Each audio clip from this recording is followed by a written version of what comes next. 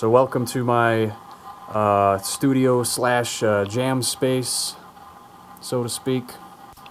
We got a extra little computer here, an ancient old HP Pavilion Elite computer there with the AMD Phenom 2 processor.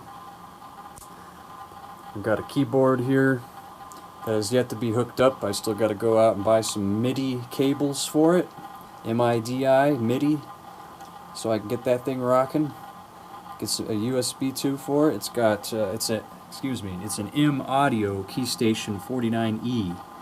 So I still haven't gotten to that. Try to get some recording software on there as well. Up until now, it's just plug the old amplifier into the computer and use some green screen technology and do some covers with that, and with the webcam. So, first guitar I'm going to start with is my oldest. These four you see here are pretty new, but my oldest one here I've had since I was 15. I'm 33 now, and when I was 15 I picked this up. Probably my third ever guitar. I think I had a couple before this. 3 of the stickers on here are still original. There's a couple original ones on the back as well. I shouldn't say original. They didn't come with the guitar, of course. This guitar, by the way, is a Peavey Detonator axe. I'll get you a close-up there. It's a late 80s. I forgot which year exactly it is. 86, 88, I forget. Something like that. So I know it's a late 80s or maybe even mid-80s. And back to the stickers. These stickers I put on after I got the guitar. When I was 15, we got Misfits, the Skull and Crossbones, and the Rammstein. The Rammstein's kind of wearing out from me strumming back in the day. I didn't even know where to strum. I was, and you can see what happened there. So I kind of taped that up with just some Scotch tape over that to keep it from further advancing with the deterioration. But as you can see, this right here, that reminds me of James Hetfield's guitar that he's got basically patented. You can buy the thing. It's got the cross right there in the middle. Haha, check that out. I've had this going even though it's not in the middle. I had this in mind way back in the day. When I was 15 years old, I put that on there. So take that, Papa Het. I had the same idea before you, or maybe you had that idea back then too, or something. Maybe you had stickers like that back then. And you can see I kept that in mind with the cross thing, but I did it with a Rammstein sticker on this guitar. This is a Les Paul Epiphone Les Paul Special edition or whatever. And as you can see some more of the bands I'm into there. There's a little more stickers on the back like Gojira and stuff.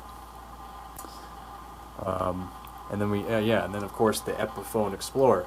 It's a Goth 1958 1958 Explorer. Yeah, that's 12 right there. See that? Roman numerals.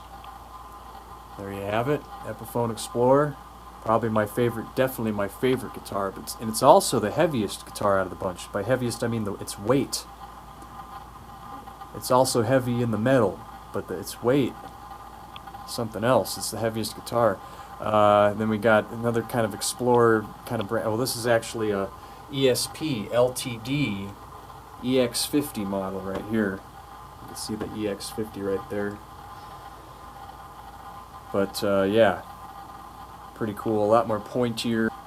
And then you got the Jackson, the Rhoads version, the Jackson Rhoads. You know, like Randy Rhoads. If you know Randy Rhoads, that's in his style right there. Oh yeah, the acoustic right here. Just a cheap acoustic guitar from Rogue. This is the newer. That's a VYPYR VYPYR. It's sick. It's got all kinds of effects on it right there, as you can see. I used to race at Vandermeer Speedway. As you can see right here, that's me back in '96, Vandermeer Speedway, Morrison, Colorado. Made it to the finals twice that year. Raced from '96 to 2000, but '96, my first year, was the best. I lost both the finals though. I was runner-up. It's not whoever crosses the finish line wins. It's whoever gets closest to that dialed-in time wins. I also made it to the to the Division 5 champs that year, and it was held right at Vandermeer Speedway. I went to Wyoming once too for something like that. drove up to Wyoming and raced, and my dad took a 67 Camaro with him also, I believe. He raced 67 Camaro at the time I was racing the junior dragsters, but as you can see right there, Division 5 championship, and made it to the quarterfinals. It's quarterfinalist. Okay, back to the, you see the Slayer banner here. I've been practicing by these posters here up until now. I've been stuck in a guitar rut until recently. I've just been all power chords and not much anything special, but I'm getting better. Learning bar chords and scales. I know the pentatonic scale really well. I'm learning another different scale for some song, and just bar chords and stuff like that for songs, so it just keeps getting better. And then off to my room here, because the workstation for my guitar that I told you about earlier, I have a Dean guitar also. I'm working on it, and my workstation's here in my room. But here's some cool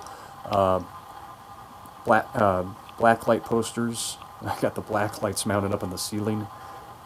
This Metallica, Slayer, Mastodon. Some more Metallica poster, Megadeth, Amon Amarth, one of my new favorite bands, Amon Amarth. Machine Head, Trivium, some autographed Trivium from their latest deluxe box set album, Sin in the Sentence.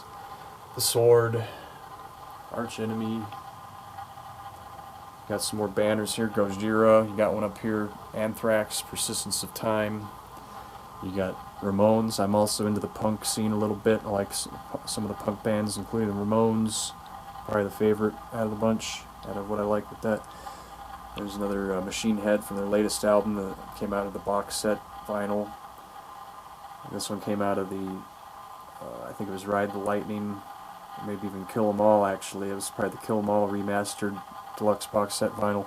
You know, an old litho here, The Day the Earth Stood Still. I got 57 out of 494 there. Copyright 1951.